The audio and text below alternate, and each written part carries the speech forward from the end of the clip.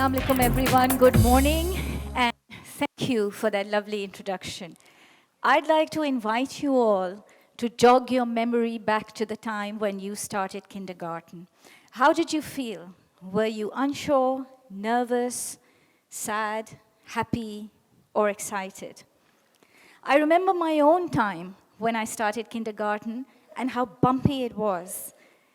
And I looked around me, trying to find ways of engaging in my environment.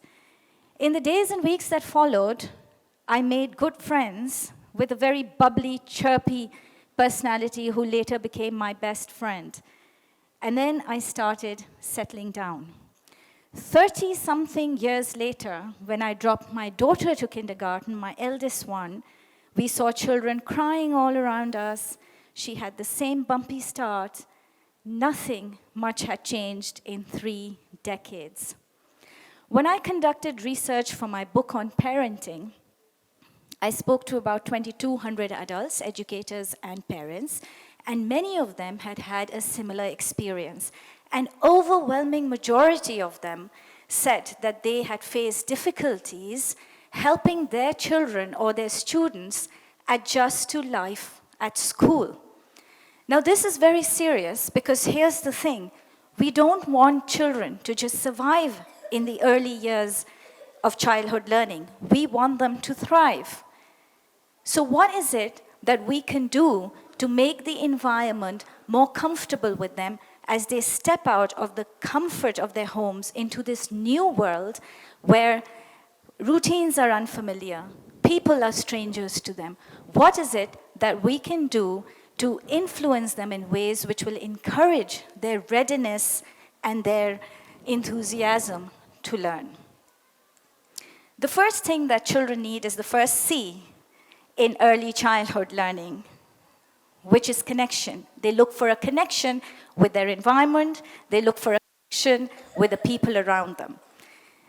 So how do we establish this connection? Teachers are generally very kind, they're nurturing, they try their best to help students settle down, but it is not always that we manage to engage all the students. The reason is teachers speak to the whole class together, and not everyone is engaged at the same level all the time. I'm going to now ask you to lift your chin up to the ceiling. Lift it slightly. Imagine someone 2 meters above your head and try and speak to them. Is it easy? No. And yet children do that several times a day. When teachers speak to students, it's important to make eye contact at their level, because students need a connection with the teacher, and not just eye contact, but we need to be conscious of eye span as well. Looking at everyone, even if it's for a few fleeting seconds, involving them inclusively in the discussion or the lesson that is being taught. Another way in which body language can be used positively is by nodding at individual students, by giving them a thumbs up when they've done something well, by smiling at individual students and giving them a pat on the back. The second way of establishing connection in early childhood learning is the power of noticing. We notice very quickly when students display unwanted behavior, but it is not always that we notice good behavior and give them approval for it. And children thrive on approval and appreciation, as do adults. And so if we can look at individual students during class time and say, I noticed that you shared your color pencils with your friend. I noticed that you were very kind to your friend today. I noticed that you've made a new friend. You were laughing and enjoying the lesson. That was very good. Children feel like they've been seen and they feel valued, and it goes a long way. The third way we can establish a connection follows on from the power of noticing. which is showing concern. How often and how well do we show concern for children's well-being? Children at that age do not know how to express their needs. They're just beginning to learn to string sentences together. And so, when we notice a child wincing in pain, perhaps they have a tummy ache, or a child who seems agitated, or tired, or sleepy, can we stop and ask, are you okay? Is there something you need? May I do something for you? And that concern shows your students that the teacher really cares for their well-being. And that is when they begin to start expressing their needs, which is really critical to their social and emotional well-being in the early years. Because when children cannot express their needs, it manifests itself in unwanted behavior. And when we notice behavior that is not acceptable in the classroom, we can use the second C in early childhood learning, which is communication, to establish a two-way connection with the child. So instead of saying, you shouldn't be on that table, get down from there, this is dangerous for you, this is not how students are supposed to behave in the classroom. If we could turn that you to an I and say, may I help you get down from there? I'd like you to get down from there. Let's do this together. When we turn the you to the I, it seems as if the teacher is there to help, not to accuse. What then happens is that the child responds better because children generally respond to offers of help. In fact, very often, they're looking for help. It also establishes two-way communication between the teacher and the child, and that two-way communication is really important in establishing rapport in the early childhood learning years. I'd like you to now think about your favorite teacher at school. What is it about that teacher that you liked? Did you do well in their subject? Chances are that if you liked a teacher, you had a very strong rapport with her, and you would do really well in that subject. Many studies show that a child's rapport with the teacher is critical to their academic achievement in that subject. And rapport building activities in the classroom become essential in helping children communicate better and become more willing and ready and involved in the learning process. So, when we encourage children to start speaking and express themselves, it's important to give them 1-minute talk time without interruption, where they express what they're learning and how they feel about that learning. We could also stop and say, tell me more. What else can you say about this subject? What we're doing is tapping into their higher order thinking skills. We're helping them dig deep into learning, explore it more, and reflect on what they've learned throughout the day. Ask me is another thing. What would you like to ask me? Are you curious about me? I was a nosy little girl in kindergarten, and I asked my teacher once in the middle of class, what's your favorite color?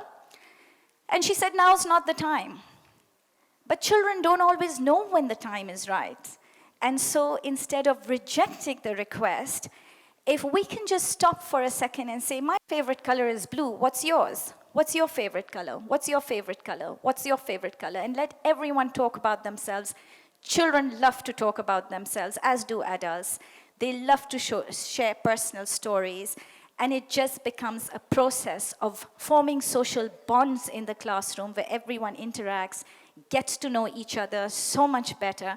It is a more lively classroom, and they would go back home feeling as if they know their peers so much better than before. It then creates an environment where everyone not only learns together, but feels that they're part of the learning community. It fosters a sense of belonging, which is essential to social and emotional well-being and to the learning process. Children should also be encouraged to ask each other, how can I help you? Do you need help? It's important to foster universal learning values, universal human values, as we teach children the lessons that they must learn in an early years classroom. And of course, the power of imagination, where everyone can work together, think together, and express themselves together. A story chain, for example, is an excellent rapport building activity where teachers can start a story at one end of the classroom and have children contribute a sentence each, because they can't really speak long sentences at that age, but they can build a story together. And through that, not only are we establishing rapport between the students and the teachers, we're also helping them learn the life skill of working collaboratively as a team.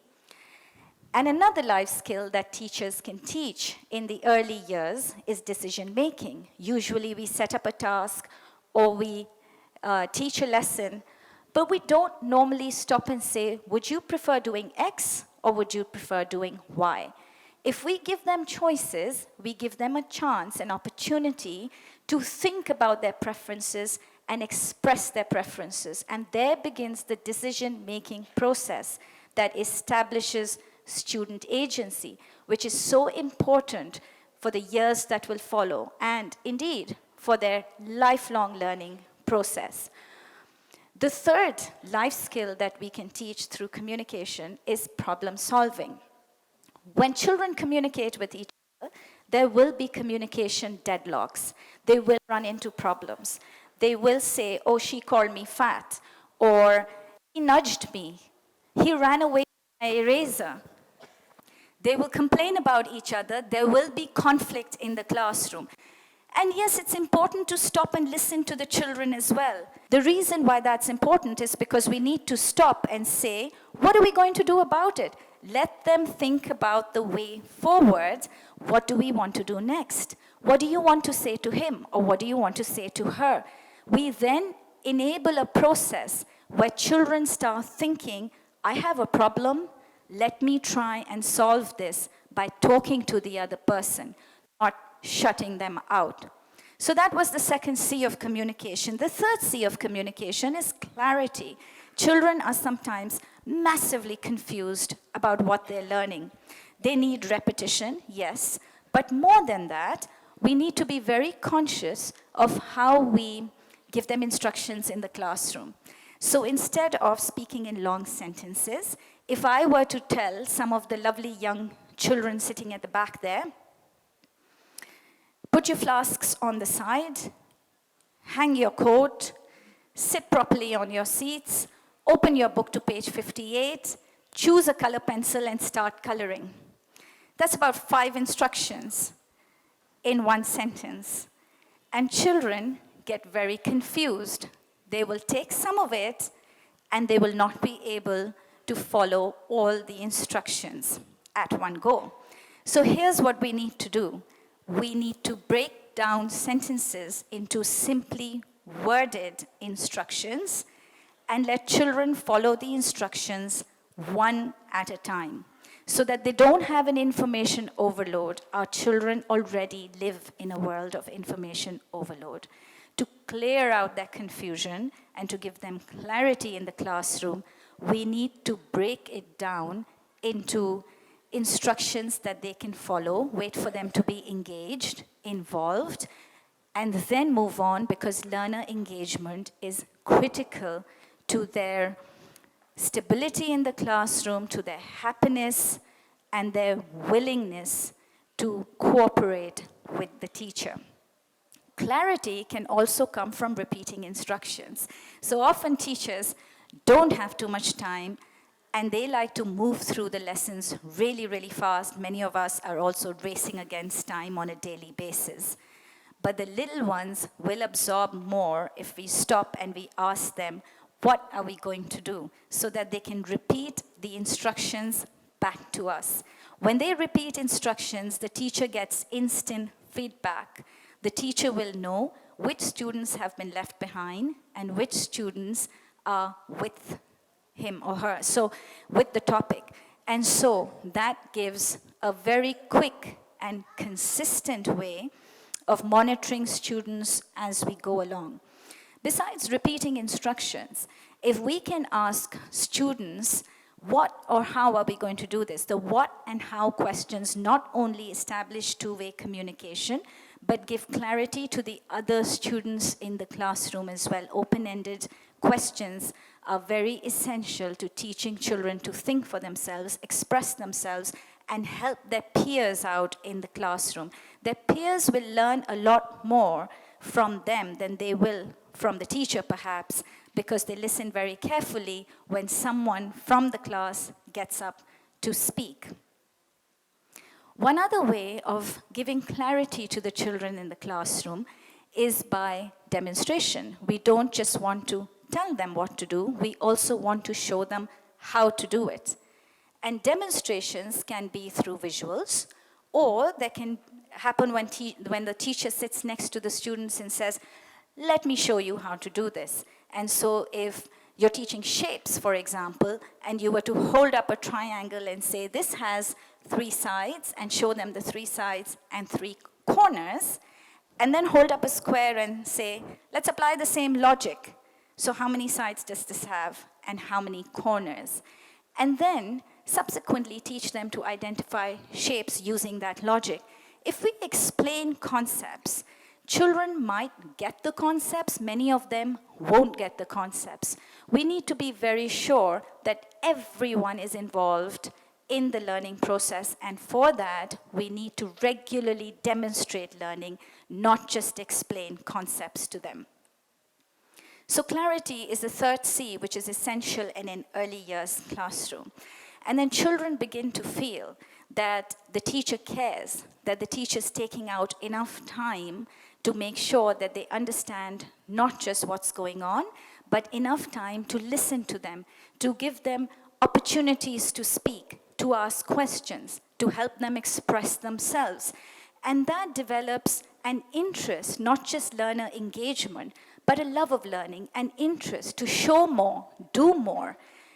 And then teachers then take on, from their nurturing role, they take on the role of those that foster intellectual stimulation, those that teach decision-making, those that give students the power of independence, where they can take ownership of their learning, where they can take control of their own learning. Because while nurturing begins at home, unlocking potential starts in the classroom.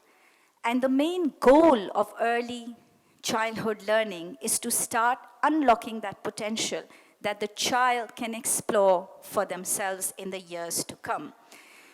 So if the 3 C's in early childhood learning, connection, communication, clarity, are used in tandem regularly and consistently through the day in an early childhood classroom, magic can happen. Behavioral problems go away. Children start feeling as if they belong in the classroom. They feel seen, they feel heard, they feel valued. And teachers can then be very proud of themselves for nurturing a social community of lifelong learners. Thank you very much.